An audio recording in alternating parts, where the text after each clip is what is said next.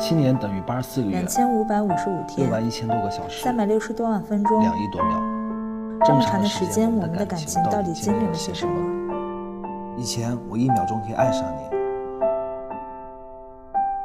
离开你的每一分钟都开始想念你，想要再次见到你。回味我们当时快乐的时光，跟你在一起度过每一天都是非常快乐的、幸福的。但是现在我们每个月都见不到几次面，见到总是争吵。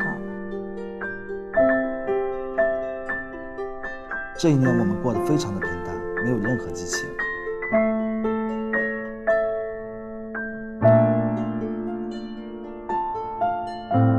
难道7年的时间真的会让这段感情变淡吗？小片当中，我大概听到了一个最引起我关注的，就是7年的一个概念。这7年当中一定发生了许多。接下来让我们用掌声请出这对情侣，来，掌声有请。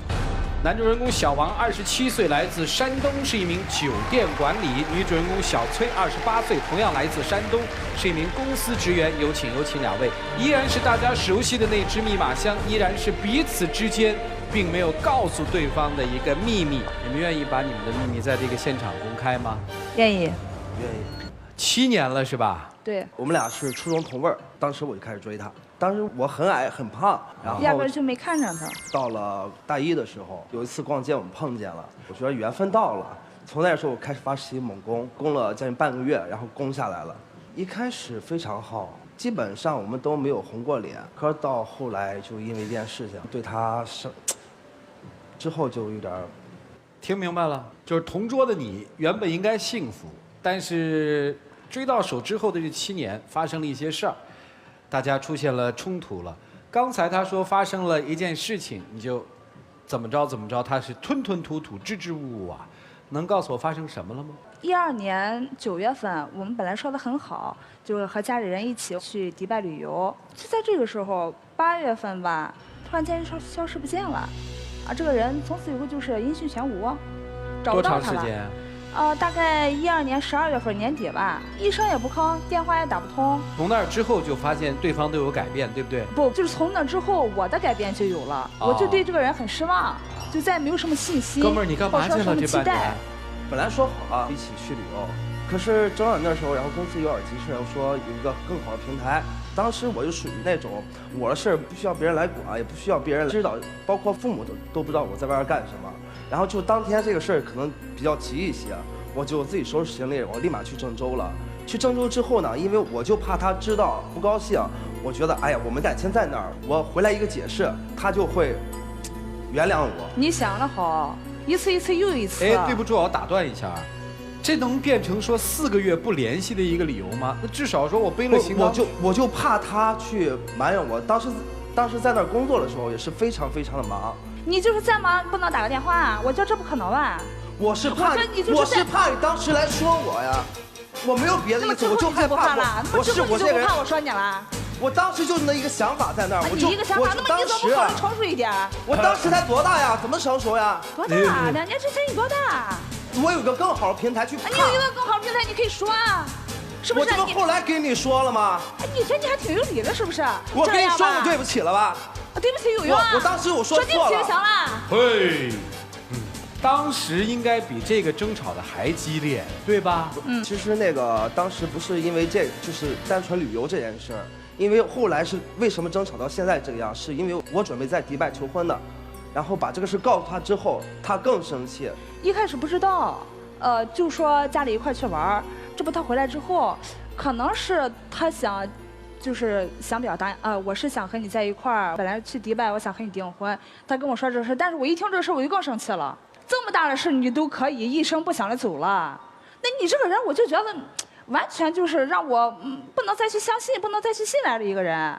那为什么还在一起呢？就借此分开呗，已经4个月不联络了。是有这种想法，但是我们在一块儿这么长时间，我们家人对他印象也很好，他们家人对我也很好，双方家长当时也就出面就是劝这个事儿，然后也觉得确实在一块儿这么长时间还挺不容易的，然后就把这个事儿这么慢慢就放下来了。其实包括现在我心里都是3个字：对不起。真的，我觉得吧，当时年轻，我比较爱玩，没想那么多。爱玩也得有个限度，他这不是1次2次一声不响就走，他习惯性的这个样。我们俩在一起吧，一好1个月或2个月、2、3个月，哎，挺平稳，挺好的。或者说他遇到什么不顺心的事情啦，他就不见了，你根本找不到。那他回来之后你要解释吗？我当然要解释啊。女人不就这样吗？你说2句好听，那我不就心软了吗？你这个毕竟还是有感情的嘛。但是你时间久了，一次又一次这个样，到了终身大事这种事情，遇到这种事，你还是这个样，那我还怎么继续再和你进行下去？但是我现在变了，以前你现在变了有什么用？你总是想我以前爱玩，没有，然后不定性，没有安全感。但是我现在给你安全感，你却不要吧？哎，对，我不喜欢，我不想要仿3个字啊。在你西门口人不让我进是吗？我告诉你，你现在什么意思？什么意思？我听这意思，现在是男生踏实了是吧？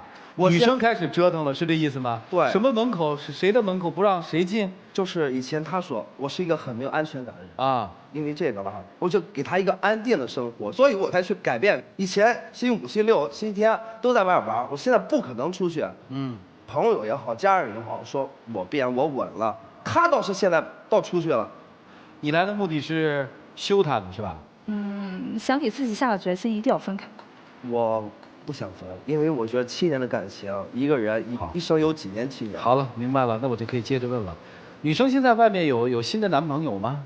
暂时没有，她刚才一直在说，等于你现在在外面玩是吧？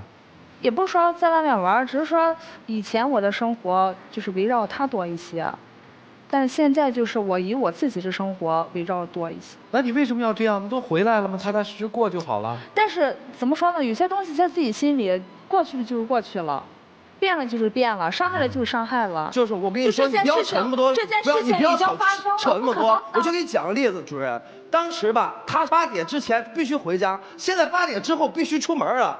我就4个月回来之后，我成这样，我根本接受不了，我还要包容他，因为我爱他，是我的错造就了今天的他呀。不，他这8点以后出门干嘛呀？我也不知道他朋友从哪里就冒出特别多了。最简单一次，我也在外谈客户签约，然后给他打电话，我说你干嘛呢？然后啊，我马上就要睡觉了。之后呢，我就和客户签好了，我们就去酒吧了。去酒吧之后呢，直接在厕所门口看他了，我就那个气不打一处来，真的，我现在都想这个事我就不上火。是你气什么呢？他跟我说他睡觉了呀，你骗他了？我没骗他，你没你。我当时我是要睡觉了，他给我打电话的时候说，哎，他在外面应酬嘛，我说哦，一会儿就睡觉了。但是挂了电话之后，那么事情有变，我那女朋友心情不好，说哎，你出来陪陪我吧。我说好，因为曾经我也有心情不好的时候，也是我的女朋友陪着我。我让你当时出我心情不好的时候，你可不在，我的朋友在。那我朋友心情不好有事的时候，我不应该陪我朋友啊？你以前不也朋友至上吗？我让你出去，但是你最起码通知我一下。哎，你以前干什么事你通知我了？我以为你睡了呀。我以为你在谈生意，在谈客户，我也不想打扰你。行，我觉得我应该知道他的行踪吧。你觉得你应该知道我的情况？我以前我也觉得我应该知道你的情况。我以前是给他打电话，哎呦可烦了，一天打那么多电话干什么？忙。我现在也是忙，你一天给我打。我以前年轻谁不爱玩呀？哎，我现在呢，我能负责任说，你我现在是工作。你工作，你什么样的工作上酒吧工作呀？那么你什么样的工作上酒吧工作？我他妈约了和客户去怎么了？你一个专门正常，我是陪朋友，怎么啦？只能你放火，不能我点灯。行，真可惜。让他们吵吵吧，我看他们需要这种宣泄啊。你害怕他离开，对不对，兄弟？害怕，看出来了。你现在回头看那4个月哈，后悔吗？后悔。既然你要有这么大的变化，你完全可以让他走啊，放手啊，为什么还要再？我放手，他不走，再加上刷过父母劝，那就先这样吧。你自己发自内心的对他还有感情吗？反正是没有爱情。接下来听听老师们怎么来看待他们这一段纠缠了7年的情感，一起进入丘比特问卷。7年之痒嘛，我们俗说的，这可能就是一个2个人在一起感情的瓶颈。一开始肯定是好的，但是慢慢为什么就变化这么大了呢？刚才这么激烈，那男孩一下子就……我接受不了他，就是原来那种非常一个就是很听话的乖乖女，现在他能去。他说的对吗？他说的是事实吗？我以前世界也不是像现在这么不好，然后自己不知不觉也就这样了。然后我以前从那份工作换了之后是这样的。我觉得没有无缘无故的，就是某一个时间点，你是不是觉得你这个男朋友很不能满足你，就是精神上、心灵上？是，就是小时候在一块儿的时候，我朋友也都知道，然后他的朋友我也知道，互相就是很透明的那种。之后就是突然间我就走入不了他的朋友圈了，比如说他要去晚上出去干什么，吃饭啦、应酬啦，我说你跟谁呀？然后他就说和朋友和同事。我说哪个同事啊？哎，你说了你也不认识，哪个朋友？哎，你不知道，反正我挺忙的，反正就这样。所以说就是我就开始慢慢就不了解他的生活了。然后之后也加上换了工作，再加上他的改变，我也有改变。我觉得我的生活应该以自己为中心。就是女人就这样嘛，也许有着自己的事情做，不会想太多的东西，分散了很多的精力。这个时候他又接受不了。但是当他自己曾经做这些事情的时候，他并不觉得很过分，或者说有问题。你觉得他失踪的那个4个月这是最重要的一件事情吗？还是说之前就有很多这种事情？对，其实之前就是日积月累，太多事情压抑在一起，然后我就突然间我就觉得，人生不应该这么生活，感情更不应该是这样。他刚才说你失踪了，你真的是失踪了吗？对。就找不到你吗？对，找不到。电话也不开？不接。电话他关机，要么就是开了机了，接通了，不接电话。以前嘛，我就心情不好，就动不动我就走了，找不着人了。有时候去朋友家住，就一个朋友，只要爸妈都知不道我上哪去了。那我觉得你太任性。我最忍受不了的就是男人这样说走就走，女孩都不能忍受，这个伤害特别大的。其实他们之间的这些事儿正好应了一句话：以彼之道，还施彼身。你当时怎么对他的，他现在就是怎么对你。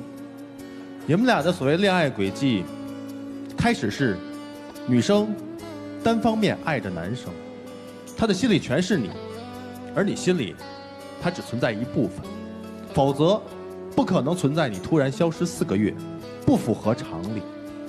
现在转过来了，你现在一心想追回这份爱，但不好意思，他的心思已经不在你身上了。你们俩之间没有相互爱的那个阶段。作为一个男人，你消失4个月，那是成人做出的事儿吗？那会儿你的心里有他的位置在吗？你出去消失4个月，有没有告诉家人你去哪儿了？告诉。那为什么偏偏不告诉他呢？他那会儿是你挚爱的人吗？是。不是。如果你有那份心，想告诉自己父母自己远行的原因的时候，他在哪儿？他在你心目中的什么位置？我以前就是那样的，我承认。你承认，所以你现在就得认这个结果。通过你的一次又一次的消失，他已经学会他应该去找什么样的人，他应该过什么样的生活。所以女生其实并不是责怪你什么，但是你一定要认清楚自己想要什么样的人。如果真是他不是你想要的那个人了，不好意思跟他说拜拜吧，何必拖着呢？何必拖着一个全身心爱你的人呢？这不是彼此伤害吗？一定要以牙还牙，以眼还眼吗？一定要得到这份报复之后的快感吗？其实你在报复他的同时，自己的青春也被拴住了。所以你们俩之间应该今天是时候做一个了断。你们俩现在没有互相爱，恋人一定是相互的爱，只有有了相互的爱，才知道包容与改变。都没有，那就在这儿说再见吧。你消失了这么多次，对于女生来讲是一个非常大的打击。那现在她成长了，可能在你当初刺激她的某一个时段，她突然间醒悟到，我作为一个女人，这个男人是靠不住的。那我要成长，我要靠自己的努力去生活。当一个人没有一个支撑点的时候，他自己势必要站直了。那现在你的女朋友已经站直了，所以很多她的行为就不受你的控制了。你现在会认为她的很多举动你不能接受，但是一定是有因有果的。现在流行一句话：3年之痛，7年之痒。所谓的3年之痛是审美疲劳，所谓的7年之痒是指7年人会彻头彻尾的改变。据说从生物学的角度上来说，人7年全身所有的细胞会完成一次整体的新陈代谢。所以不以人的意志为转移，会出现这样或那样的婚姻问题。虽然以前也有情侣在我们这儿吵，但没有吵得让我这么揪心过。我就感觉我在下面看，就是我是你们俩孩子一样，看爸爸妈妈在争吵。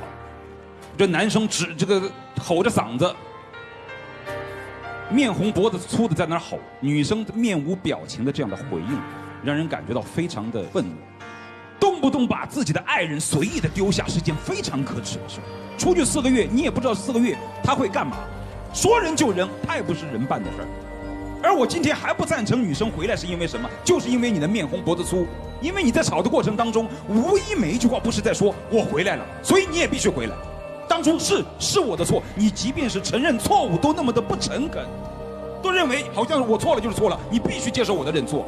那么我今天回来了，你也必须原谅我，凭什么？当你把人家扔下4个月，什么都不管的时候，不管他喜怒哀乐、生老病死的时候，你死哪儿去了你？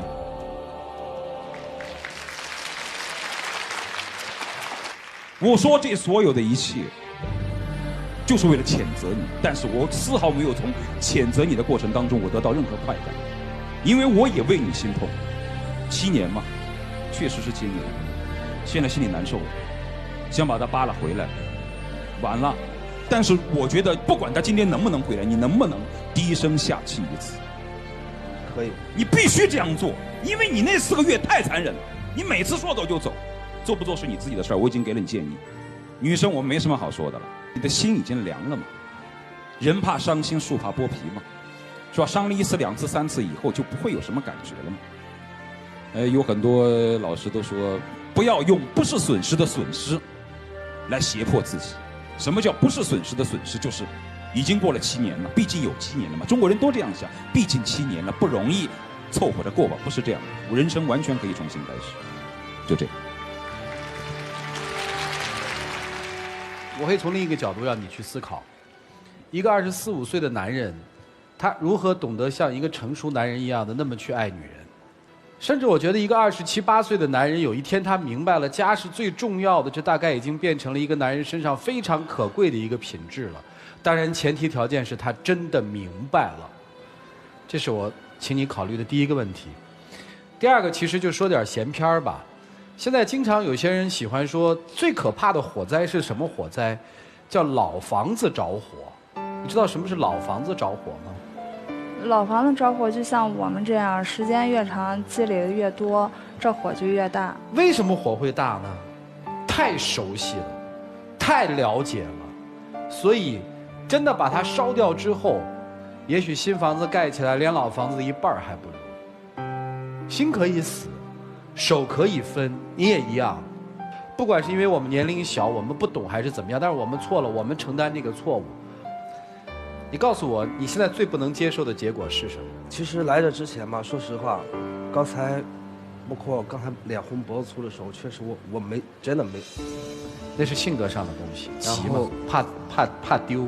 然后那个，我们俩这么，自从最后一次和好了，一直时间长了，就一个月见不到几次面。你就直接告诉我说，你做好了最坏的准备是什么？他会离开我。离开好，问问女生哈，为什么能坚持那么久？其实好的时候他人挺好的，也挺优秀的一个人，在一块也很开心，好的时候也很体贴，但他就是这个毛病，动不动就不见了。一开始也是接受不了，之后慢慢的就有种习惯的感觉，但是到最后我觉得人最怕的就是死心吧，就对这个人失望。心可能还没死呢，只是现在被什么东西蒙上了，没关系，就当他死了，没事儿，没有人强求任何事儿。哦，最后一个问题哈，就是如果今天你们分开了，你觉得有一天你们还会在一起吗？不会。永远错过了，对吧？对。好，接下来的时间留给你们自己，我们一起进入黄金60秒。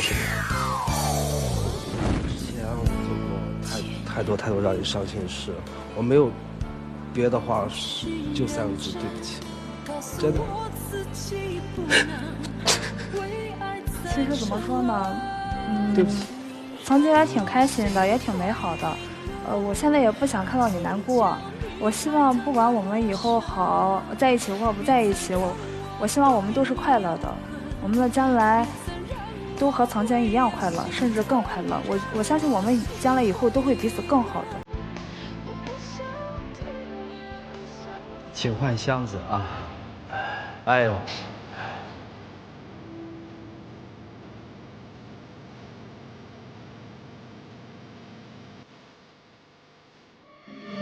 关门，各位拿起手里的表决器。如果你是女生，你接纳这样一个男人回来吗？接纳是赞成，不接纳是反对。各位请选择。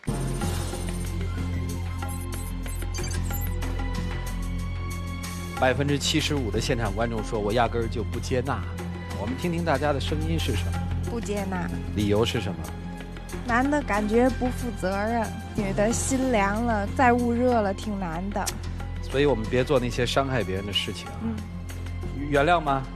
我是不赞成的。能够4个月都不联系他，我觉得可能心里已经不爱他了。我也不能接受，一个男生那么久的时间不联系。谢谢哈。有些事儿错了真的不能回头。接下来我们来看一看他们自己的选择是什么。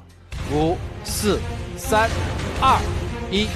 杰利亚提醒您，精彩栏目稍后继续。杰利亚提醒您，精彩栏目马上开始。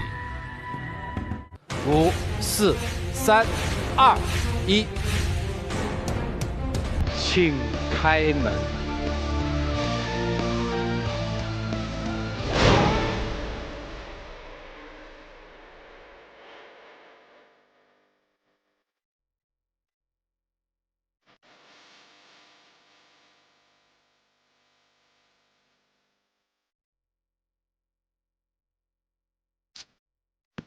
哎呀，先给大家看男生吧。男生给女生准备了一盒挺好的粉底。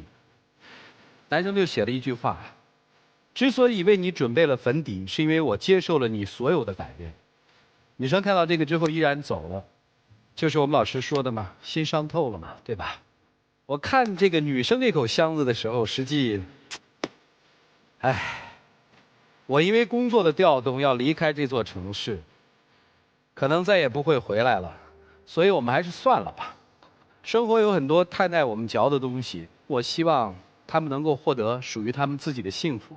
接下来的时间还是分享我们4位老师的智慧精华吧，一起进入杰利亚爱情保鲜剧。精彩节目稍后继续。精彩节目马上开始。爱情起于激情是善始，安于平淡才能善终。人世间没有什么是绝对永远属于你的，在你身边的时候，你要珍惜把握。也许当你不小心撒手的时候，它永远就成为别人的了。一气比被